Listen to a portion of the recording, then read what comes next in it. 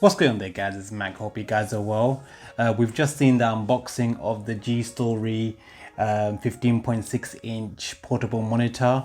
Now I'm going to sort of show a bit of gameplay as well so you can see how it works. I managed to muck about with it for a little bit and got a few quirks that I want to talk about, and obviously show you a bit of live demo of it playing the Switch as well as the PS2. So without further ado, I've got it all set up here. Let's go into it.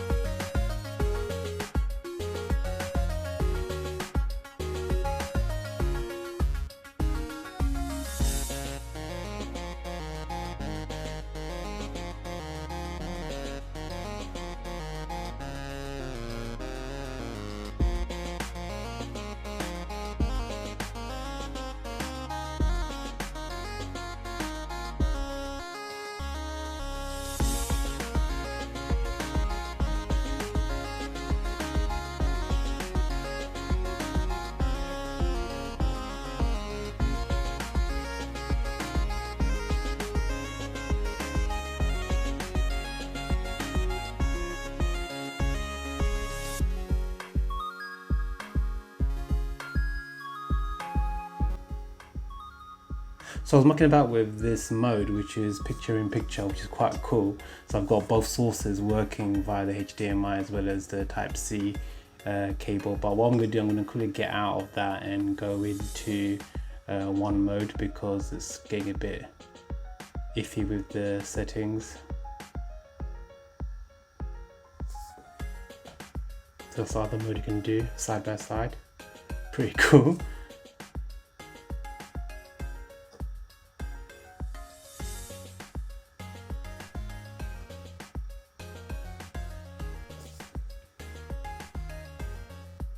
And that's just the one mode.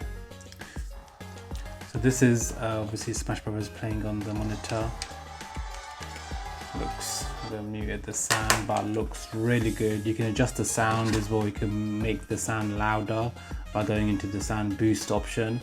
A few quirks to be wary about is the fact that you have to pinpoint the infrared of the remote directly at this area here. This is where the actual infrared sensor is. That's why I'm going straight into here. Having to press, point it directly at it. It's the only way it sort of picks up. So menu wise, you've got the fast set, which is brightness, contrast, volume, color, temperature. These are visible whenever you're disconnected from the Switch, but because the Switch is connected, I guess these get blurred out, so you can't use that. You've got picture set, which is your picture brightness, brightness, contrast, sharpness, black level, DCR, echo, low blue, noise reduction, color temperature, gamma, hue, and saturation. In the sound test area, you've got volume, mute, and audio gain. In this bit here, if you change this to on, it will make the sound even louder. So I'll just show you an example. So that's 100% volume, and then go to audio gain and turn that to on, and get even louder. The two speakers at the back is where it's coming from. So one thing to note is that some of the settings don't seem to save. So that audio sound that I've made a change of, if I turn it off and then go back to it later on, it decides to just turn off again. So I need to put it back on again. So that's a bit of a bummer. But other than that, it's pretty much on track. So that's the Switch playing on that. I'm going to go over to the other mode. You can change the source to be auto detect, so it changes out by itself, but at the moment I've set it to individual so I can change between the two consoles. So I've got the PS2 connected up. So over on the left side here, you got a button over here. You click it in once and it will bring up the menu. Press it again, it goes in. If you hold on it for 3 seconds, it would then come back out of the menu, so it would go back on the menu again like that, the main menu. Also what you can do, you can hold on, at the moment it's like a green color. If you hold on to it for three seconds, it will actually switch the console of the switch off, and it will go into standby mode, and that will turn off essentially. But if you don't do that and you try to do it on the console, it will then return back on again because it still thinks that it's connected. So this is what you do, you hold on it for 3 seconds, and it actually turns off. Turn it back on, press it again once, and then it'll come back on.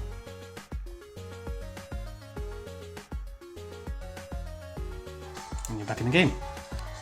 If you try to do it from here, it won't do that. It will keep on turning back on again because it keeps thinking that it's still connected. So it will keep on sending the uplink from the video feed of the switch to the monitor, and it'll keep turning back on.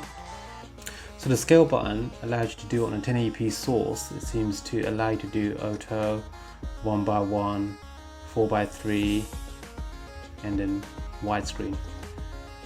Leave on auto. But if I change it over to the other mode, so let's go on to the HDMI input.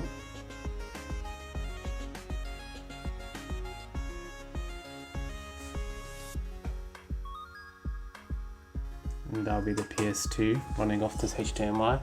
I gotta say, I'm still really happy the fact that it runs, basically it's a 480i signal, it's an interlaced signal, it's not 480p, so it's not progressive, it's 480i or 576i, and essentially it still runs on this monitor, which is really cool because a lot of sources doesn't seem to run 480i, so a lot of TVs and some monitors just doesn't work outright, it will just become blank only via HDMI basically. So this one allows it to come out straight away without having to use an M cable or something like that, so it's really cool that it does that. But let me try the scale button and see what it does. Ah, brilliant. So you can press the scale button and it's coming out the HDMI source over here, and I can change it to 4:3. That is freaking awesome. So you can press the scale button, go widescreen, auto. So auto should automatically pick up the correct aspect ratio. 1:1 is the letterbox, but 4:3 is the one that you essentially want. So if you leave an auto, it's picking up the correct one. Let me see if I switch over back to tab C. So providing that you point the remote at the right location, it will pick it up correctly. Many monitors don't have the remote. This is the only one that actually has a remote for a portable monitor, so it's really cool that it has this. But if you don't need to use that, you can use the one on screen bar on the left side, but this is obviously the better way to do it. Pick up the correct aspect ratio. Awesome, so you leave the aspect ratio on automatic and you'll pick up the correct size. So that's pretty cool. What I noticed is that for the settings, you might want to change this. So if you go into the picture,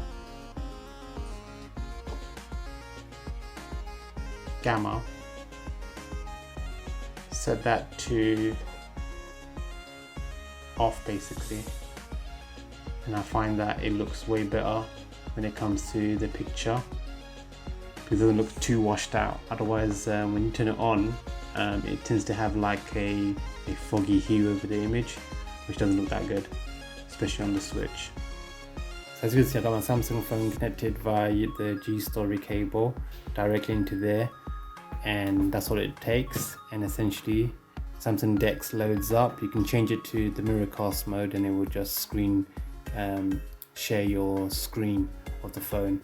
But I prefer Samsung DeX, and it automatically logs it.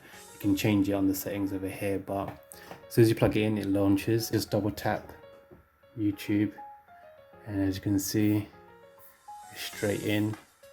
You can launch videos and stuff. It's pretty cool. Pretty much do whatever you need to, and it's pretty cool. It allows you to do it touchscreen on this monitor.